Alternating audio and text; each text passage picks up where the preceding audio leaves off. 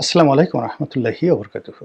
সম্মানিত দর্শক, এবারের যে ২১শে পদক প্রদান অনুষ্ঠান, সেই অনুষ্ঠানকে কেন্দ্র করে নানা ঘটনা এবং এবার যাদেরকে ২১শে পদকে ভূষিত করা হয়েছে, তাদেরকে নিয়ে যে সকল লঙ্কা কাণ্ড ঘটেছে, এটি অনেক ক্ষেত্রে বিনোদন দিয়েছে। এটি অনেক ক্ষেত্রে বেদনা তৈরি করেছে। এটি সরকারকে বিতর্কের মধ্যে ফেলেছে এবং স্বয়ং তারেক রহমান তিনিও বিব্রতকর একটি অবস্থার মধ্যে পড়েছেন। এই কাহিনীগুলো, এই ঘটনাগুলো নিয়ে সংক্ষেপে আপনাদের কাছে কিছু বলার চেষ্টা করব। আপনি জানেন যে বাংলাদেশে যে কজন নামকরা কবি আছেন, তাদের মধ্যে কবি মোহন রায়হান অন্যতম। তিনি বাংলাদেশে বেশ পরিচিত বিভিন্ন কারণে। সুদর্শন, ধনী, স্মার্ট এবং সমাজের এলিট যে শ্রেণী, এই এলিট শ্রেণীদের সঙ্গে তার দহরম-মহরম। আমাদের দেশের কবিরা সাধারণত দরিদ্র হয়, অন্যেরা ডাকে একটু মদঠদ খায়, জামাকাপড় এলোমেলো থাকে, তারপর শেষে পোশাক আশাকে কোনো ছিঁড়ি বিচ্ছিরি থাকে না, ৬ ধারের ৯ ধার থাকে না, এরকম। কিন্তু মোহন রায়হান এবং কবি ফজল শাহাবুদ্দিন, এরশাদের খুব ঘনিষ্ঠ ছিলেন ফজল শাহাবুদ্দিন। আর মোহন রায়হান এরশাদের ঘনিষ্ঠ ছিলেন কিনা আমি বলতে পারবো না, কিন্তু তিনি সমাজের ধরুন সেই সাবের হোসেন চৌধুরী তার খুব ঘনিষ্ঠ বন্ধু, এই লেভেলে সাবের হোসেন চৌধুরীদের লেভেলে এক টেবিলে বসে কবিতা চর্চা করার মতো কবি মোহন রায়হান সেই ধরনের মানুষ। তো যা হোক, সেই মোহন রায়হানকে এবার পুরস্কার দেওয়া হলো। তিনি আবার জাতীয় কবিতা পরিষদের সভাপতি। সবাই বলল যে না, এটা ভালো কাজ হয়েছে, কিন্তু শেষমেশ আবার দেখা গেল যে তাকে পুরস্কারটা দেওয়া হলো না, স্থগিত করা হলো। কারণ কি, তিনি কর্নেল তাহেরকে নিয়ে একটি কবিতা রচনা করেছিলেন। তো কর্নেল তাহেরকে কোন জন্মে কবি মোহন রায়হান কর্নেল তাহেরকে নিয়ে কবিতা রচনা করেছিলেন, আমরা সব মানুষ ভুলেই গিয়েছিলাম, এগুলো জানতাম না। এখন এই যে স্থগিত হওয়ার কারণে সবাই খুঁজে খুঁজে সেই কবি মোহন রায়হানের সেই কবিতা পড়ছেন, কর্নেল তাহেরকে নিয়ে তিনি কী লিখেছেন। এরপরে আবার বাংলাদেশের একজন খুব বিখ্যাত শিল্পী, আমার বন্ধু মানুষ ছিল, সঞ্জীব চৌধুরী। অসাধারণ সেই গান গাইতেন। বাংলাদেশের অনেকগুলো বিখ্যাত গানগুলো তার সৃষ্টি। সেই যে মরমী কবি, মরমী গায়ক শাহ আব্দুল করিম, তার যে বিখ্যাত গানগুলো যিনি জনপ্রিয় করেছেন, তোমার মানে সেই গানগুলো আমি তোমাকেই বলে দেব, সেই যে বিখ্যাত গানগুলো, অনেক বিখ্যাত গান, সঞ্জীবের অনেক বিখ্যাত গান রয়েছে। দেখলাম যে সেও কর্নেল তাহেরকে নিয়ে অসাধারণ জনপ্রিয় কতগুলো গান গেয়েছেন, যেগুলো আসলে সামনে আসেনি, কিন্তু এখন এই মোহন রায়হানের এই ঘটনার পরে সামনে চলে এসেছে। এখন এই কাজগুলো কারা করলো, কি দরকার ছিল? মানে মোহন রায়হান তো পুরস্কার চাননি, কেন তাকে পুরস্কারের জন্য মনোনীত করা হলো এবং কারা করলো? আবার তারেক রহমান সাহেব তো তাকে বাদ দিতে বলেননি, বা একটা কবিতার যে কি গুরুত্ব এবং সেই কবিতার কারণে কি লঙ্কার সৃষ্টি হবে বাংলাদেশের মতো জায়গাতে, এটা নিয়ে এই মুহূর্তে রাষ্ট্রের এত সমস্যার মধ্যে এটা নিয়ে এই মুহূর্তে চিন্তা ভাবনা করার সময় তারেক রহমান সাহেবের আছে বলে আমার কাছে মনে হচ্ছে না। তো যদি এরশাদ হইতো, তাহলে এরশাদ বুঝতো, এরশাদ স্বভাবজাত কবি ছিলেন, যে সব শালা কবি হবে। কবি রফিকুল্লাহ সেই বিখ্যাত কবিতা যখন ছাপা হলো, তখন কবি এরশাদ ভীষণ রকম রেগে গেলেন এবং তাকে গ্রেপ্তার করলেন। তিনি অনেক রিকোয়েস্ট করেছিলেন, যারা তাকে গ্রেপ্তার করতে গিয়েছিল জাহাঙ্গীরনগর বিশ্ববিদ্যালয়ের টিচার কবি রফিকুল্লাহ। বাংলাদেশের যে কটি অনবদ্য কবিতা আছে, সব শালা কবি হবে, পিঁপড়ে গো ধরেছি উড়বেই, হ্যাঁ, বনের দাতাল শুয়োর রাজা শুনে বসবেই, এত অসাধারণ কবিতা আর হয় না। তো সেই তাকে গ্রেপ্তার যখন করতে গেল, তখন বললো যে দেখো, এটা আমি একটা কবিতা লিখেছি, সাধারণ একটা কবিতা, এটা কেউ পড়বেও না, দেখবেও না, কিন্তু তোমরা আমাকে গ্রেপ্তার করার ফলে এই কবিতাও অমর হয়ে যাবে, আমিও অমর হয়ে যাবে, তোমরা আমাকে গ্রেপ্তার করো না প্লিজ। কিন্তু তাকে গ্রেপ্তার করা হলো, কবিও অমর হয়ে গেলেন, কবিতাও অমর হয়ে গেলেন, আর এরশাদের 12টা বাজলো। একইভাবে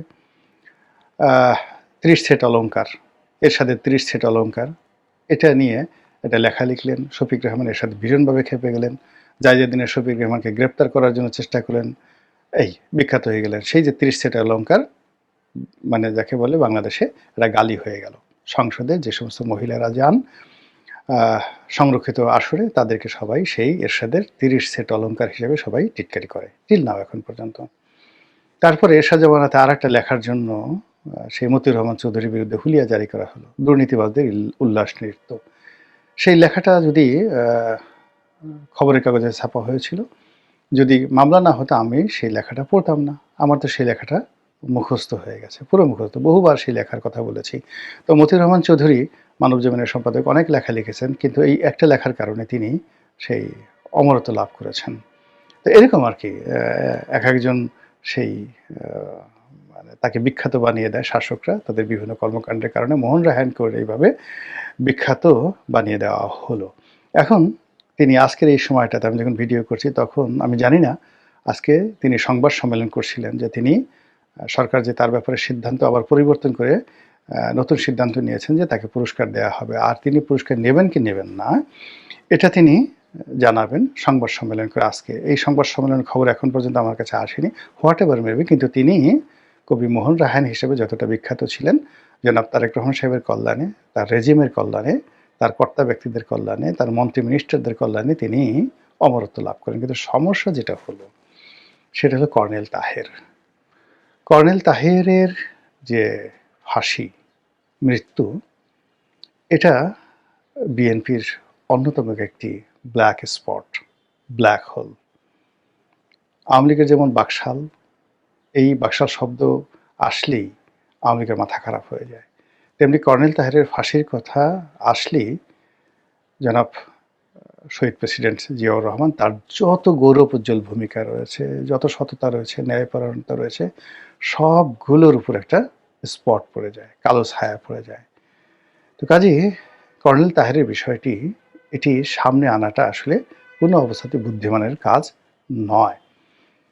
বলা হয়ে থাকে কর্নেল তাহের যে কাজগুলো করেছেন, হোয়াট এভার মেবি, তার নিজের স্বার্থে করেছেন, সেনাবাহিনী ধ্বংস করার জন্য করেছেন, আওয়ামী লীগের বিরুদ্ধে করেছেন, যা কিছু করুক না কেন, কিন্তু এই কর্নেল তাহেরের এই ঘটনার ফলে দুটো ঘটনা ঘটেছে। এক হলো জিয়াউর রহমান সাহেব বন্দি দশা থেকে মুক্তি পেয়েছেন, আর ২ নম্বরে হলো যে তিনি রাষ্ট্র ক্ষমতা দখল করতে পেরেছেন। কাজেই he should be grateful towards colonel Taher. কিন্তু সেটা না করে কর্নেল তাহেরের যে সংক্ষিপ্ত বিচার এবং যেভাবে তাকে ফাঁসিতে দেওয়া হয়েছে, এবং এই কর্নেল তাহেরের ফাঁসি নিয়ে যত নাটক হয়েছে, গল্প হয়েছে, কবিতা হয়েছে, কাহিনী হয়েছে, এটা মানুষের হৃদয়ে ভীষণ রকমভাবে মানে মর্মস্পর্শী। মানে তিনি ফাঁসির আগে কি করেছেন, কি খেয়েছেন, কি বলেছেন, এগুলো রীতিমতো কবিতা হয়ে গেছে। আর এই কবিতা যত সামনে আসবে ততই জিয়াউর রহমানকে ম্লান করে দেওয়া হবে, জিয়াউর রহমানের কর্মকাণ্ডকে আরও বিতর্কিত করে দেওয়া হবে। একই ঘটনা কিন্তু ঘটেছিল সৈয়দ কুতুবের ক্ষেত্রে। আপনারা জানেন যে বাংলাদেশে যেমন জামাত ইসলামী আছে, এই জামাত ইসলামের একটা ডুপ্লিকেট কপি আছে মিশরে, সেটা হলো মুসলিম ব্রাদারহুড। তো সেই মুসলিম ব্রাদারহুডের যে প্রধান ব্যক্তি ছিলেন 50-এর দশকে, 40-এর দশকে সৈয়দ কুতুব, এবং তাকে বলা হতো আধ্যাত্মিক নেতা। জামাতের লোক সারা দুনিয়াতে, বা যাকে বলা হয় এই মুসলিম ব্রাদারহুড বা ইখওয়ানে মুসলিমিন বা তুরস্কের একে পার্টি, ভারতের জামাত, পাকিস্তানের জামাত, সবাই মানে মাওলানা আবুল আলা মওদুদিরও যদি গুরু মনে করা হয় কাউকে, এবং তার অবস্থানটা এমনকি আবু ওহাব নজদি, ওহাবি মতবাদ আবু ওহাব নজদি, তার চেয়ে ঊর্ধ্বে সৈয়দ কুতুবকে এই জমানাতে তারা মনে করেন মুজাদ্দেদ, জামাতের যারা লোকজন আছেন, মানে তিনি আধ্যাত্মিকভাবে ওই পর্যায়ে ছিলেন। তো তিনি মিশরীয় সেনাবাহিনীতে একটা বিপ্লব ঘটিয়ে ফেললেন 50-এর দশকে। তো সেই বিপ্লব অনুযায়ী তিনি হবেন রাষ্ট্রের প্রধান, সরকারের প্রধান, কিন্তু তিনি সেটা হলেন না। বিপ্লবের সেই ক্রেডিটটি তিনি তুলে দিলেন নাসেরকে, গামাল আবদেল নাসেরকে। কিন্তু নাসের খুবই স্মার্টলি যেটা দেখলেন যে সৈয়দ কুতুব যেভাবে সেনাবাহিনীর উপর প্রভাব দেখাচ্ছে এবং কেউ নাসেরের কথা শুনছে না, সৈয়দ কুতুব যেভাবে বলছে রাত বলছে রাত, দিন বললে দিন। এবং এই যে বাংলাদেশে আপনি যে জিনিসটা আপনি দেখেন যে ডক্টর মোহাম্মদ ইউনূসের জমানাতে মূলত এরকম সৈয়দ কুতুবের মতো প্রভাবশালী হয়ে পড়েছিলেন কিন্তু আমাদের ডাক্তার শফিকুর রহমান। তিনিও জামাতের আধ্যাত্মিক নেতা, তাকে সবাই জিন্দাওলি, টাটকাওলি বলতেন, এবং সব মানুষ তার কাছে যেত এই 17 মাসে। তো এটা তো আসলে তারেক রহমান সাহেব, বিএনপি যারা লোকজন, এমনকি যারা জামাত বিরোধী লোক, তাদেরকে পছন্দ হওয়ার কথা না। তো শফিক সাহেব হয়তো সেনাবাহিনীর মধ্যে তার প্রভাবটা এভাবে দেখাননি। কিন্তু ডক্টর মোহাম্মদ ইউনূসকে দিয়ে তিনি সেনাবাহিনীতে ব্যাপক পরিবর্তন করার চেষ্টা করেছেন বলে বিভিন্ন রকম অভিযোগ আসছে। আ এখানে অভাব এবং অভিযোগ, আ আমি শব্দটি ব্যবহার করেছি। এখানে অভাব বলতে যে আ সেনাবাহিনীর মধ্যে আসলে ওই পরিবর্তনগুলো দরকার ছিল না।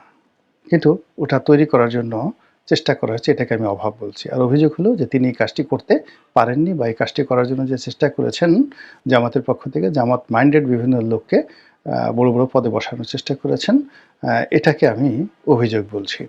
তো একই অবস্থা হচ্ছিল মিশরীয় সেনাবাহিনীতে, এবং মিশরীয় সেনাবাহিনী যে one of the biggest military in the middle east. তো গামাল আব্দেল নাসের তখন লেফটেন্যান্ট কর্নেল ছিলেন, একজন লেফটেন্যান্ট কর্নেল ছিলেন।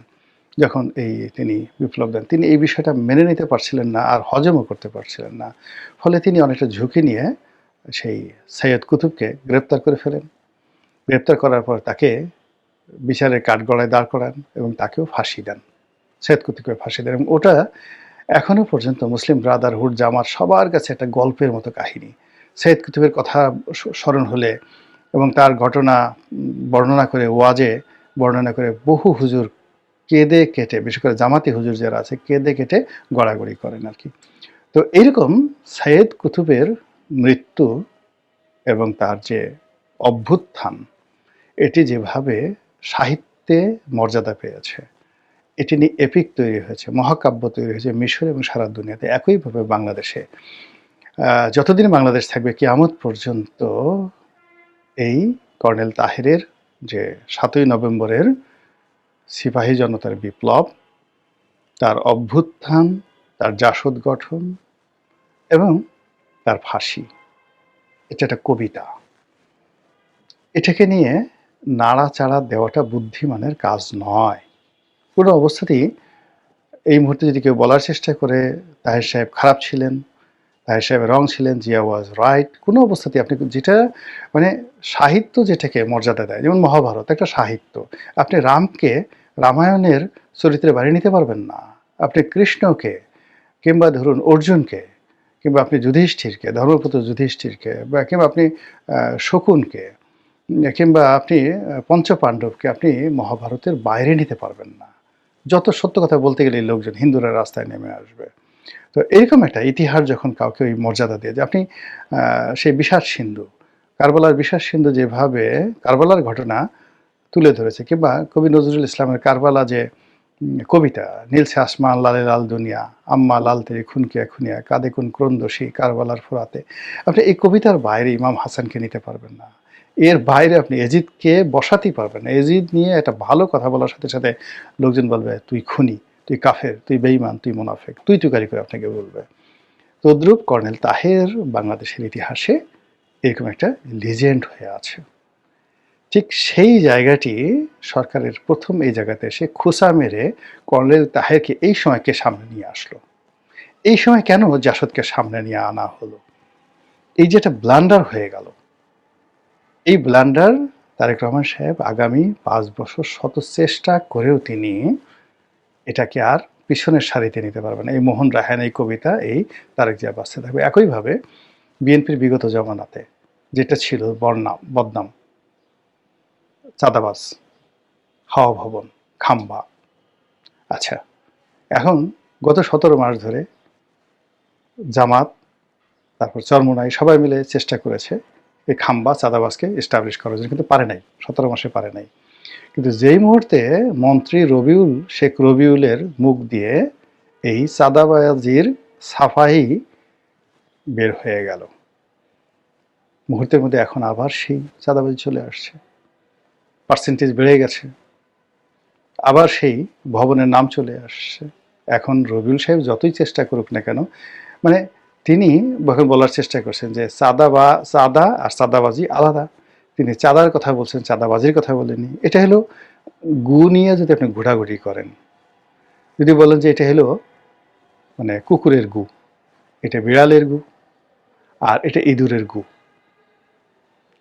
মানে লোকজন আপনাকে কি বলবে, শালা পাগল হয়ে গেছে। তো এরকম আসলে কতগুলো জিনিস আছে যে জিনিসগুলো আপনি যদি একবার ভুল করে বলে ফেলেন, সেগুলো দ্বিতীয়বার আসলে বলতে হয় না। দ্বিতীয়বার কখনো বলতে হয় না।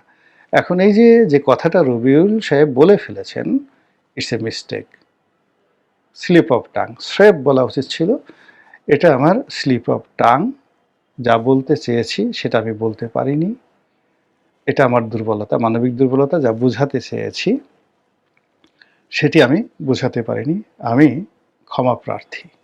আমি যেন ভবিষ্যতে এই পদে থেকে সুন্দরভাবে কথা বলতে পারি, এজন্য আল্লাহর সাহায্য চাই। এবং সেই অনুযায়ী হযরত মুসা আলাইহিস সালামের সেই দোয়াটা যেটি কোরআনে বর্ণনা করা আছে, তিনি যদি বলতেন রব্বিশ রাহলি সদরি ওয়া ইয়াসসির লি আমরি ওয়াহলুল উকদাতাম মিন লিসানি ইয়াফকাহু কওলি, এতটুকু মুখস্থ করে বলার সাথেই মানুষের রাগ মুহূর্তের মধ্যে শূন্য হয়ে যেত, কেউ কোনো একটা শব্দ করতে পারতো না। কিন্তু সেটা না বলে তিনি টেলিভিশনে আসছেন, চাঁদা কি, চাঁদাবাজি কি, মসজিদের চাঁদা, মানে তিনি মসজিদে চাঁদা দিচ্ছেন, ক্লাবে চাঁদা দিচ্ছেন, দলে চাঁদা দিচ্ছেন, এটা বর্ণনা করছেন। আবার অন্যদিকে মানে জোর করে যারা চাঁদা আদায় করছে সেটা যে এক না, সেটা বোঝানোর চেষ্টা করছেন। আরে এটা তো বাংলাদেশে একটা তেলাপোকাও বুঝে, এটা বাংলাদেশে একটা তেলাপোকা বোঝে। কিন্তু মসজিদে আমি যেভাবে বেহেশত পাওয়ার জন্য চাঁদা দেই, শাহবাগ মোড়ে মালিক সমিতির নামে যখন গাড়ির থামিয়ে ড্রাইভারের কাছ থেকে চাঁদাটা আদায় করা হয়, তখন সে কোন বেহেশতের লোভে চাঁদা দেয়? পিট্টি খাওয়ার ভয়ে, মার খাওয়ার ভয়ে বাধ্য হয়ে সে চাঁদা দেয়, 10টা গালি দেয়। এই কারণে ওই যে মালিক সমিতির নামে যে চাঁদাটা নিচ্ছে, ওই যে গাড়ি যে চালাচ্ছে সে মালিকও নয়, শ্রমিকও নয়। সে গাড়িটা ভাড়া নিছে একজনের কাছ থেকে, রামের কাছ থেকে ভাড়া নিছে ডেইলি 5,000 টাকা। সারাদিন সে যাই চালাতে পারুক বা না পারুক, তাকে 5,000 টাকা জমা দিতে হবে। আবার এর মধ্যে যদি ওই সমিতির নামে তার কাছ থেকে চাঁদা কালেকশন করা হয়, তার যদি সামর্থ্য থাকতো, ওই ড্রাইভারের যদি সামর্থ্য থাকতো, তাহলে ওই চাঁদাবাজ যারা চাঁদা কালেকশন করছে ওদেরকে ধরে কই মাছ যেভাবে কাছে ওইভাবে কাচতো। তারপরে বলতো বোম্বাই মরিচ আন, বেটে বেটে ওই জায়গাতে লাগা, ও ছটফট করুক, আমি একটু দেখতে চাই।